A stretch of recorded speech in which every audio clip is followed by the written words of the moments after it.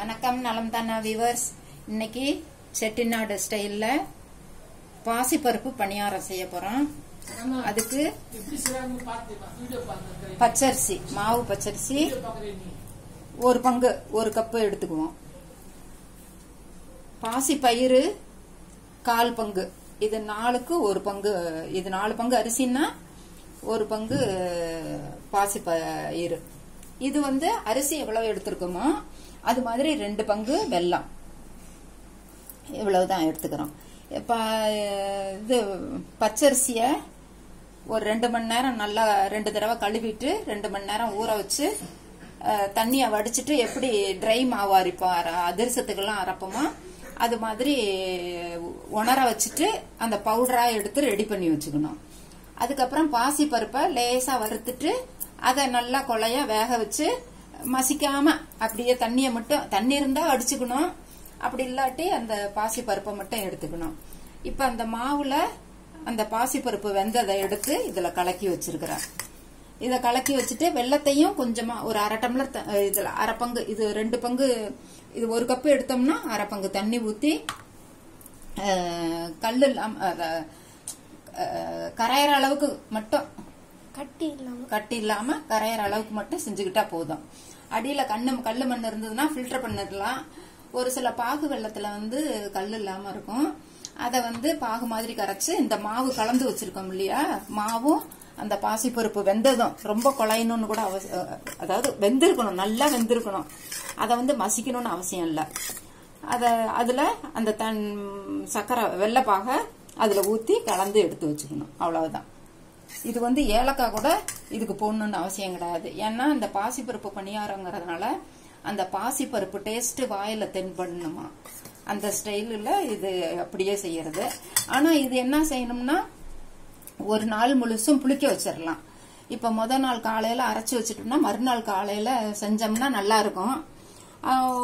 ஒரு 5-6 மணி நேரம் கழிச்சு ஊத்துனாலும் இப்பப்ப ஒவ்வொரு சமயம் கொஞ்சம் இதா இருக்கும், மற்றபடி நல்லா இருக்கும். இப்ப ஊத்துறேன் பாருங்க, எண்ணெய் வச்சிருக்கேன்.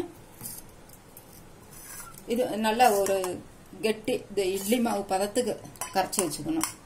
இந்த பாசி பயிறு கூட பாருங்க அப்படியே தென்படுது, அப்படியே கொஞ்சம் கட்டி கட்டியா முழுசா இருக்கு. ஒரு சிலர் அந்த பாசி பருப்பை மசிச்சுட்டும் கலந்துக்குவாங்க. இப்ப ஆனா இந்த மெத்தட்ல இதை நான் செஞ்சு வச்சிருக்கேன். ஒன்னா ஊத்தி எடுக்கணும். காஞ்சிருச்சா?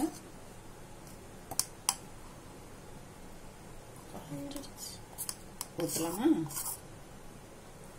இது அதான் எலும்பி வந்துடும். மேல சிம்ல வச்சு வேக விடணும்.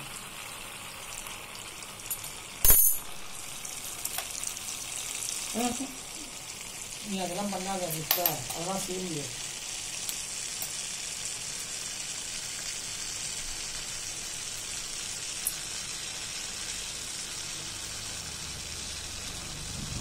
ஒரு பக்கம் வந்த உடனே அதே மெதுவா எலும்பி வரும்.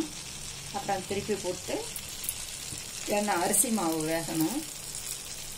பருப்பு எல்லாம் ரெடியா வந்துருக்கு.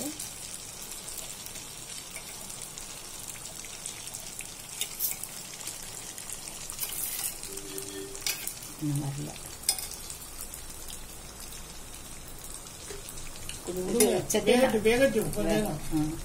இது செட்டிநாடு ஸ்பெஷல் அப்படின்னு, இது பழைய காலத்து பலகாரம் வேற. தானாவே அந்த முட்டை பபிள்ஸ் நின்னுடும். பபிள்ஸ்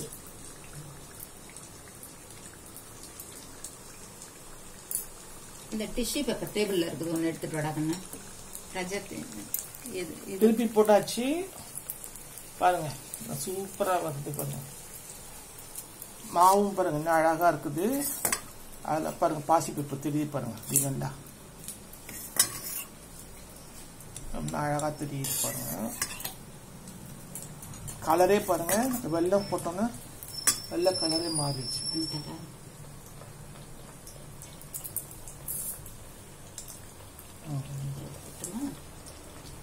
இந்த பக்கம் நல்லா சூப்பரா இருக்குது பாருங்க.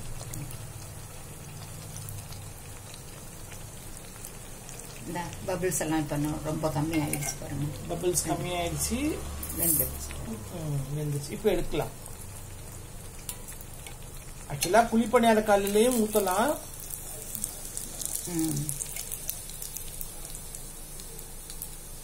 இவங்க கம்மியா இன்னைக்கு செஞ்சிருக்காங்க.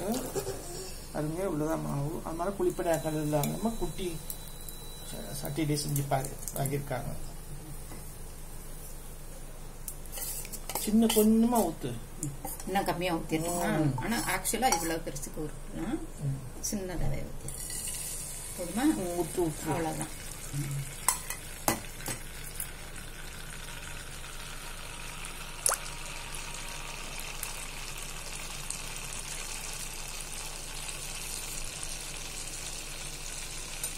ஒரு சிட்டிகை உப்பு, அந்த இனிப்பு தூக்கி கொடுக்கறதுக்காக ஒரு சிட்டிகை உப்பு கலந்துக்கணும், அவ்வளோ.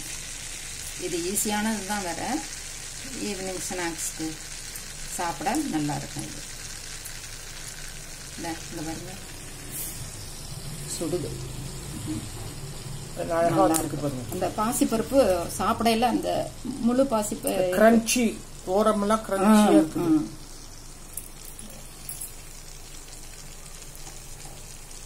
கொஞ்சம் அவசரப்படாத.